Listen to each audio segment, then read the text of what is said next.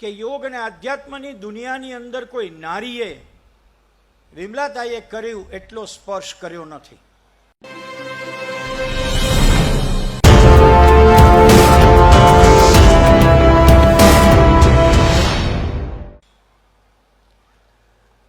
મારે વાત કરવાનું જ્યારે મને ધીમનભાઈએ કહ્યું ત્યારે મને પ્રશ્ન થયો હતો કે પૂજ્ય મોટા જેવી વિભૂતિ વિશે એક છોટા માણસથી શું બોલાય. પણ જેમ જેમ તમે મોટાને વાંચો તો મેં એક અનુભવ્યું છે ધીમનભાઈ કે તમને જે પ્રશ્ન હોય એનો જવાબ પૂજ્ય મોટાના સાહિત્યમાંથી જ તમને મળ્યા કરે. અને કેવી રીતે મળે એનું ઉદાહરણ આપો. મેં એક જગ્યાએ જ્ઞાનેશ્વરીના સંદર્ભમાં પૂજ્ય મોટાને જે લખ્યું છે એ મેં વાંચ્યું. અને જ્ઞાનેશ્વરીની વાત વિશે વિવેચન કરતા પૂજ્યશ્રી મોટાએ એમ કીધું કે ક્યાં જ્ઞાનેશ્વર અને ક્યાં એની વાત અને ક્યાં આપણે તુચ્છ. એમણે શબ્દ પ્રયોગ કર્યો તુચ્છ. હું એ કોટ પણ કરું. જેમ સૂર્ય આગળ આગિયો, જેમ સૂર્ય આગળ આગિયો દરિયા કને ખાબોચિયું, તેવો શ્રી જ્ઞાનેશ્વર તણા પદ આગળે શો તુચ્છ હું. જેમ સૂર્ય પાસે આજ્ઞાનું કોઈ મહત્વ નથી, જેમ દરિયા પાસે ખાબોચિયાનું કોઈ મહત્વ નથી, એવા જ્ઞાનેશ્વર પાસે તો હું સાવ તુચ્છ છું. હવે તમે કલ્પના કરો કે આટલી વિદ્વતા વાળી વિભૂતિ જો પોતાને જાતને ઠેરે ઠેરે તુચ્છ છું એમ કહેતો હોય તો આપણે ક્યાં બેસીએ? આપણે એક નાનકડા પાર્ટિકલ તરીકે, એક રજકણ તરીકે એની સામે બેસીએ. મને અનેક વાત કરવાની ઈચ્છા છે પણ હું સમય આધારિત વાત કરવાનો છું. આપણે જ્યાં બેઠા છીએ એ ઝીણાભાઈએ પૂજ્ય મોટાને બહુ સાચવ્યા છે. મેં સાહિત્યમાંથી એમના વિશે પુષ્કળ વાંચન કર્યું છે એટલે મને ખ્યાલ છે. મને જ્યારે ધીમંતભાઈએ કાર્ડ મોકલ્યું અને એમાં મેં ઝીણાભાઈની ઇન્સ્ટિટ્યૂટનું નામ વાંચ્યું ત્યારે પ્રજ્ઞા સાથે ટેલી કર્યું કે એ જ ઝીણાભાઈ કે જેમને પૂજ્યશ્રી મોટાએ પણ બહુ જ ઉલ્લેખ કર્યો છે, એમના વિશે પદ લખ્યું છે. એમણે કહ્યું હા એ જ ઝીણાભાઈ છે. હવે આપ વિચાર કરજો કે પોતે જ્યારે એક ઉચ્ચતમ શિખરે પહોંચ્યો હોય માણસ, ત્યારે એ પોતાની સેવા કરનાર માટે પણ પદ લખીને સમર્પિત ભાવ આપી શકે. આવું આજના યુગમાં જોવા તમને મળે નહીં, ક્યારે ન મળે. અને મળે એટલે કેવું? પ્રાણ આશ્રમના પોતે, ઝીણાભાઈ વિશે લખેલું, પ્રાણ આશ્રમના પોતે છતાં પોતે ન કંઈ જ છે, એ રીતે જીવતે વર્તે પોતે નિસ્પૃહી ભાવ છે. મરતાને કદી ના મર એવા મનુષ્યને, મરતાને કદી કહે ના મર એવા મનુષ્યને સંસારે વિરલા કોક ઝીણાભાઈ સમા. મહત્વ આગવું ક્યાંય પોતાવું દેખવા ન દે. આ જોવા જેવું છે. એ કાર્યકર છે, આશ્રમને સાચવે છે, છતાં પોતાનું મહત્વ ક્યાંય દેખાવા ન દે. મહત્વ આગવું ક્યાંય પોતાનું દેખવા ન દે. અન્યાય કેટલા કેવા પ્રેમે સહ્યા કરે. ઝીણાભાઈ ઉપર કેવા અન્યાય થયા છે એ પણ મેં વાંચ્યું છે, આશ્રમમાં અને આશ્રમ બહારથી. એટલે પૂજ્ય મોટાને અનુભવ હશે તો એમણે લખ્યું છે અન્યાય કેટલા કેવા પ્રેમે સહ્યા કરેલ છે. વઢીને ધૂળ કાઢી છે ઝીણાભાઈની જેમણે, વઢીને ધૂળ કાઢી છે ઝીણાભાઈની જેમણે, સેવા એવાની એ પોતે હર્ષે હર્ષે કરી જ છે. જેણે ઝીણાભાઈની ધૂળ કાઢી એની પણ સેવા ઝીણાભાઈએ કરી છે.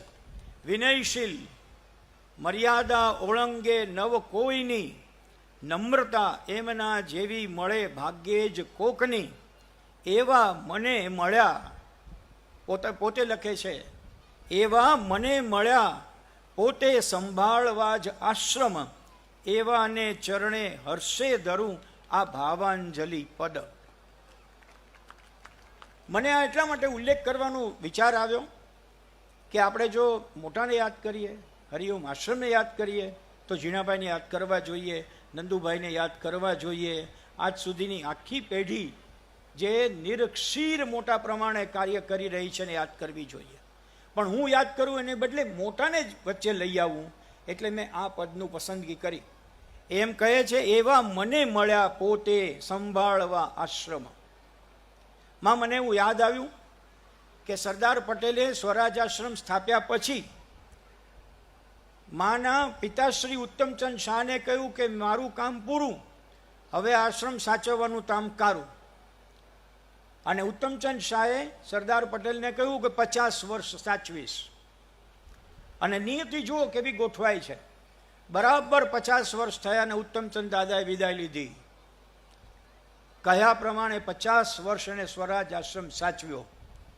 કદાચ એમ જ પૂજ્ય મોટાના કહેવાથી ઝીણાભાઈએ આશ્રમ સાચવ્યો છે, ત્યારે એમણે આ પદ પોતાના ભાવથી આપણી સમક્ષ રજૂ કર્યું.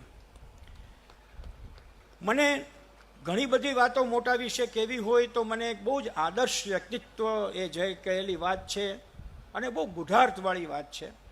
આપમાંથી લગભગ સૌએ વિમલાતાઈનું નામ સાંભળ્યું હશે. વિમલાતાઈ ઠક્કર.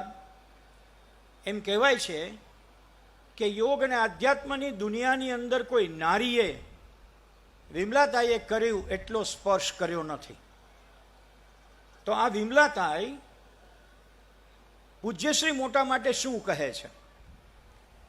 ગુર્જરી ધરા બહુ ઉર્વરા. એ હિન્દીમાં લખવા બોલવા ટેવાયેલા હતા.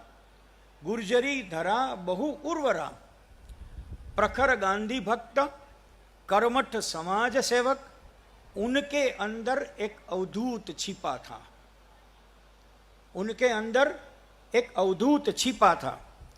छिपे अवधूत को प्रकट कराया उनके गुरु धुनी वाले दादाजी ने. एक निगाह, एक स्पर्श और मोटा का जन्म हुआ. एक निगाह, एक स्पर्श. એમ કહેવાય છે કે આવી દિવ્ય વિભૂતિ તમારી સામું જોવે ને એમાં તમારું કલ્યાણ શરૂ થાય. તમારી સાથે વાત કરે ને તો કલ્યાણનો આખો પંથ શરૂ થાય. અને આ માની જેમ પરીક્ષામાં એના વતી આવીને લખી દે ને તો આ મા જેવું દિવ્ય જીવન ઘડતર થાય. એ સાદર પુરાવો અહીંયા હાજર છે. એક નિગાહ, એક સ્પર્શ और मोटा का जन्म हुआ.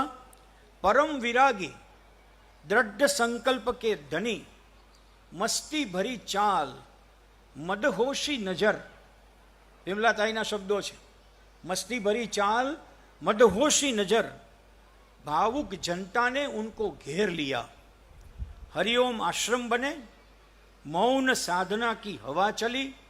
नडियाद, रांदेर, कुंभकोणम में मौनालय बने. भारत में एक नया प्रचलन शुरू हो गया.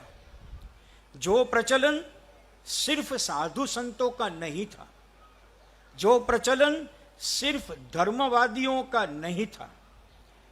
जब मिलना होता था तो पूज्य मोटा आंसू भरे नेत्रों से, रुंधे हुए कंठ से कहते थे, अगला जन्म स्त्री देह में लेना है. अगला जन्म स्त्री देह में लेना है. स्त्री देह में ही संपूर्ण निर्दोष प्रेम की प्रतीति संभव है. આ એક એવી વિદુષીએ કહેલી વાત છે કે જેને એમને વર્ણન ઘણું કર્યું છે કે શક્ય બને ત્યાં સુધી હું પૂજ્ય મોટાને મળતી, ન મળી શકું તો એ મારે પાસે આવી જતા સહજતાથી. લટાર મારવા આવતા હોય એમ આવતા, બહારથી રાડ પાડીને મને બોલાવતા, બાજુમાં બેસીને ચા પીતા કે કશું કરતા, અને પછી જાણે આવ્યા જ નથી એમ જતા રહેતા. ખૂબ સુંદર વર્ણન વિમલાતાએ કર્યું છે. એમાંથી મેં અંશ આપણી સમક્ષ રજૂ કર્યો. મિત્રો, મારે એમની બહુ મૂળ કથા જે આપ સૌ જાણો છો એ નથી કહેવી. જેમાં આપણે ચુનીલાલ આશારામ ભગતને ઓળખીએ છીએ, જેમાં આપણે સૂરજબાને ઓળખીએ છીએ, જેમાં એમના નાનપણની ગરીબીને ઓળખીએ છીએ, ભજનના પ્રભાવને ઓળખીએ છીએ. કે ક્યારે થયું કે હું મોટો થાઉં. મને તો નાની એવું લાગે કે કોઈ નાનો બાળક નક્કી કરે કે મારે મોટા થવું છે, અને એવો મોટો થાય કે એને લોકો પૂજ્યશ્રી મોટા કહીને જ બોલાવે. આવું તો ભાગ્યે જ બને.